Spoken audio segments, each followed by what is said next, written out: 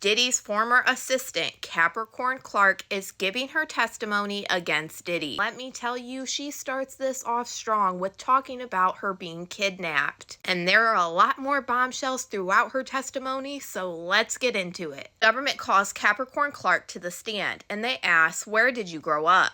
She said, "I was born in San Francisco and I moved to LA.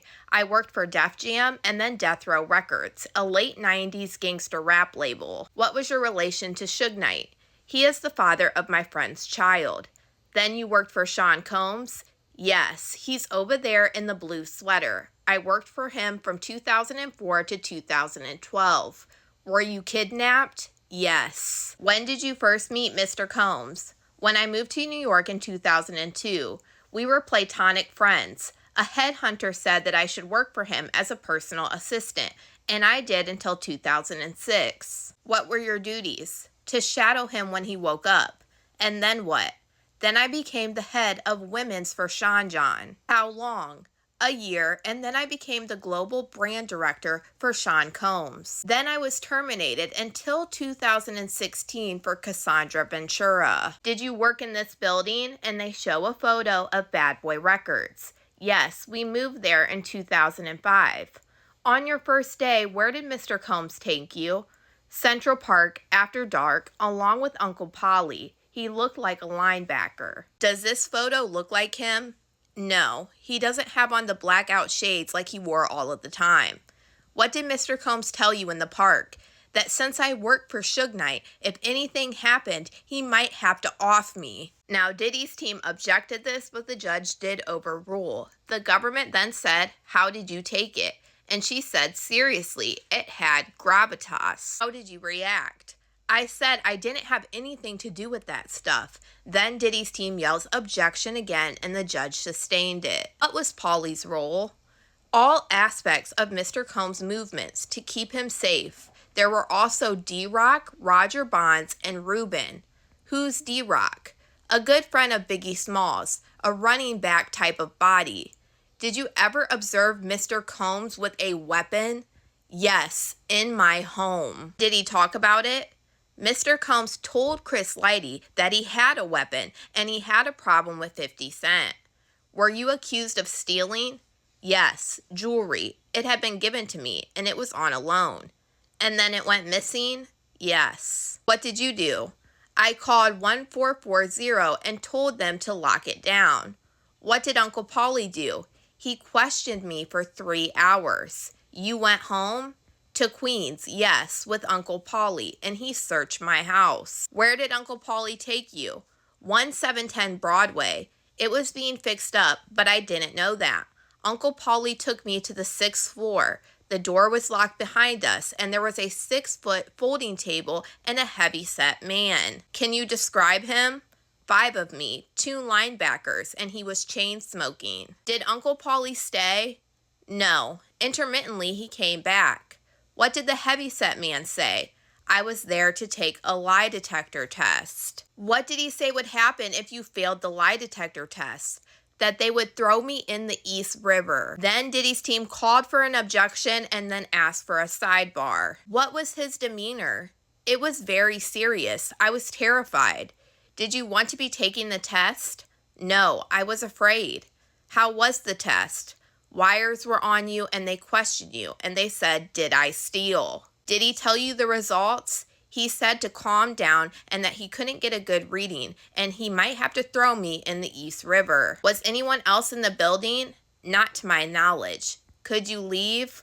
No. Paulie said no. What did Paulie say at the end? That he'd come back the next day to figure this out. We started again, another lie detector test in the same location all day long. Were you free to leave? No. How long did this go on for? 5 days. Did you tell anyone where you were? No. I was just trying to survive.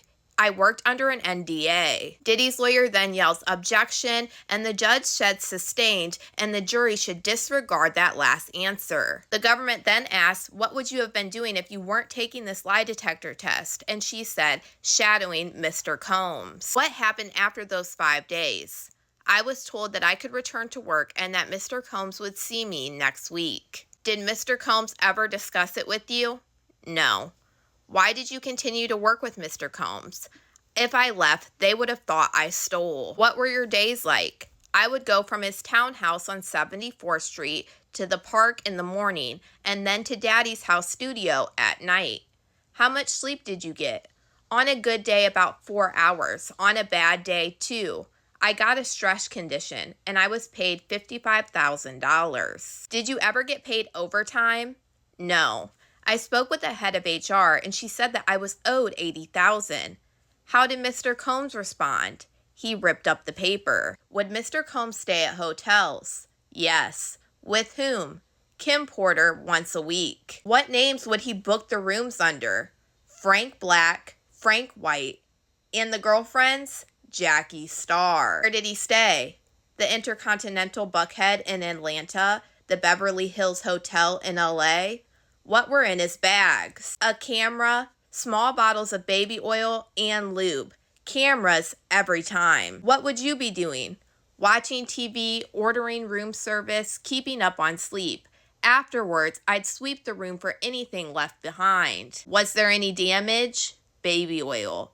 How frequently would Mr. Combs stay in a hotel with Cassandra Ventura in 2008? Once a week. At the London, the Intercontinental, for several days, and then they would get IV drips. Did he speak with you about his relationship with Miss Ventura? Yes, Miss London was there. Chef Jordan was in the other room. He called Cassie over and asked her to walk there. He said, hand me that.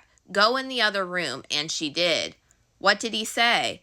You just won't do that. That's why you don't have a man. What did you say? Your mother effing right.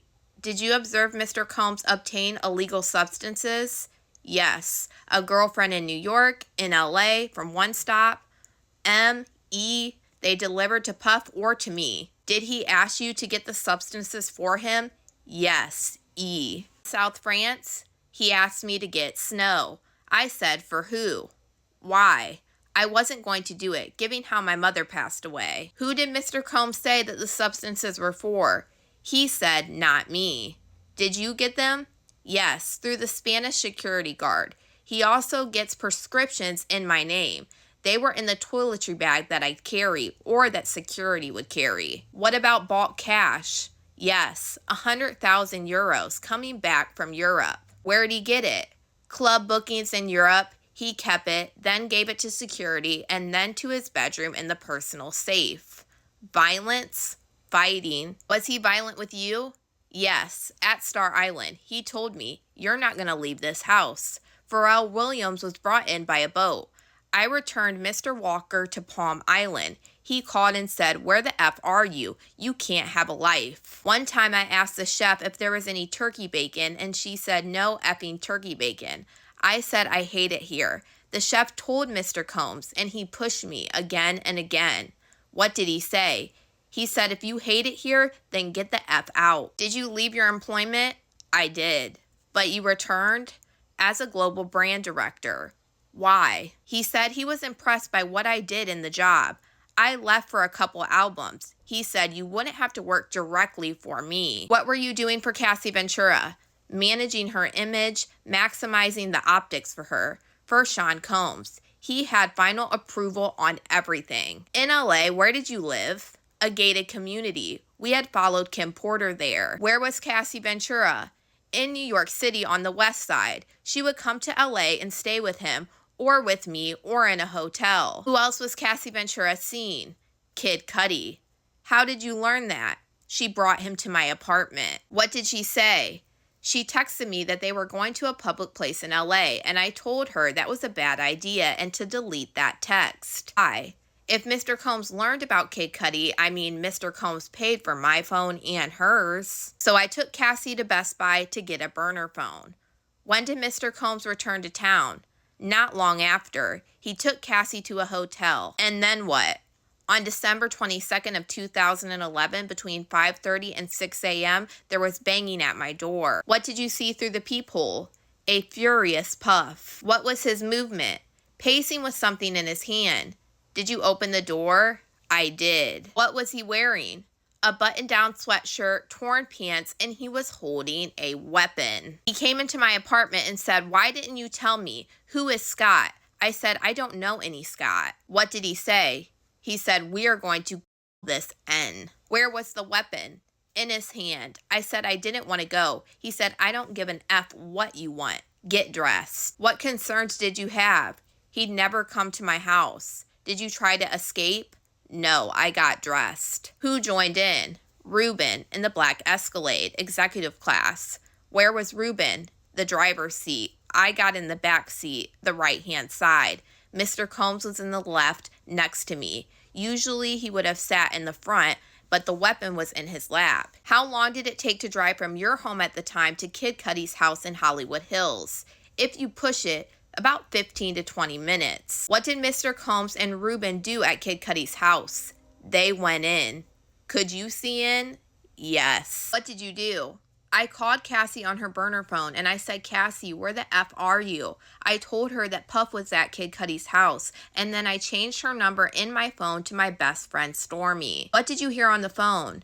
That Kid Cudi was at Cassie's, and when Mr. Combs came back, he took my phone and called the last number, and then I saw Kid Cudi driving up. Mr. Combs saw my face and said, "There's that N-word right there." We drove off and we saw the police driving the other way towards Kid Cudi's. Puff was pulling himself together. We stopped at Key Club and he told me to call Cassie. What did he tell you to tell Cassie? That he had me and he wouldn't let me go. How did Cassie respond? She said, "Okay, come get me." She was calm. Who drove you home? Ruben. What did Mr. Combs then tell you? To convince Kid Cudi not to say that it had been him at his house. I picked up Cassie. The government said, "Where did you go?" We went to Kid Cudi's and tried to convince him not to file a police report. What did you tell them? That Puff came to my house with a weapon. What did you tell him that he said? If you tell on him, he'll hurt us all. What was Kid Cudi's reaction? Mind blown. Diddy's team says objection, and the judge sustained it and told the jury to disregard. What happened when you got back to the house?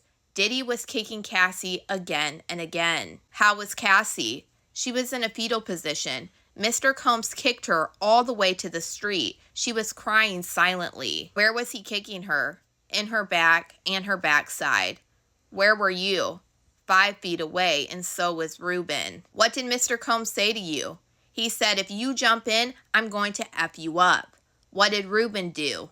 Nothing. Who did you call? D-Rock, and I told him, "Tell your brother to stop. Puff, he is kicking the out of Cassie." I called Polly too. He said he'd take care of it, but Ruben did nothing. What's next? Mr. Combs told me to get the F out too, and I left on foot. Could you see her getting kicked? Until I went around the bend. Then who did you call? Cassie's mother, Regina Ventura. I told her, "He's kicking the out of your daughter. I can't call the police, but you can." Why didn't you call the police? The mission of the day was to get Kid Cudi, so no calling the police. Who is this email from? Cassie. She wrote that Diddy would be releasing tapes about her and he would have someone else hurt her and Kid Cudi. Do you recall if you responded to this? I don't. Did law enforcement call you? The arson investigators. Kid Cudi had given them my name. I hung up on them. I just wanted this to be over. What did Mr. Combs say to you? He said I should off you B-words and I should cut her face. How many times did Mr. Combs threaten you? I'd say about 50 times. D-Rock was there, just doubling down on whatever Puffy was saying in the moment.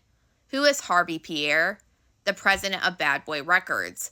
I told him Puff had kidnapped me. What did Harv Pierre tell you? He said that's crazy, but it was going to be okay. And then I got a termination notice. I was accused of not properly putting in vacation that I was on. Had you put it in?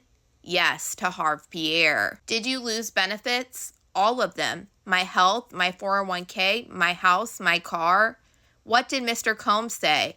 That I would never work again and that he would make me off myself. Did you get a job offer? I did, but it fell through. I couldn't get a job. Did you settle with Mr. Combs? In October of 2012's 4, and then Diddy's team yells objection and then asks for a sidebar. This is going to be about the lawsuit that she allegedly took after Diddy whooped on her. Aside from the settlement agreement, do you have any other pending litigation against Mr. Combs? No. Did you go back to work for him? In 2016, no one else would hire me. Cassie had a new record deal with Epic. Who did you have to get approvals from? Sean Combs. Cassie was taking more substances. Was she still dating Mr. Combs? Yes. And in December 2023, why did you retain an attorney? I was traumatized by Cassie's civil lawsuit. Her complaint did not reference me, but I reached out to Mr. Combs and I said, I want my life back. You kidnapped me. Diddy's team then yells objection again, and the judge said overruled. Was there a discussion of you working for Mr. Combs again? Yes, asked the chief of staff. When did you last speak with Miss Ventura? In 2018. And Kid Cudi? 2012. And then the government says no further questions. And now Capricorn Clark will move on to her cross-examination testimony. But this whole testimony, let me tell you, was an absolute bombshell. And I told y'all we was about to hear some other details surrounding Kid Cudi. We even got a lot more than that. But y'all let me know what you guys think about all this in the comments.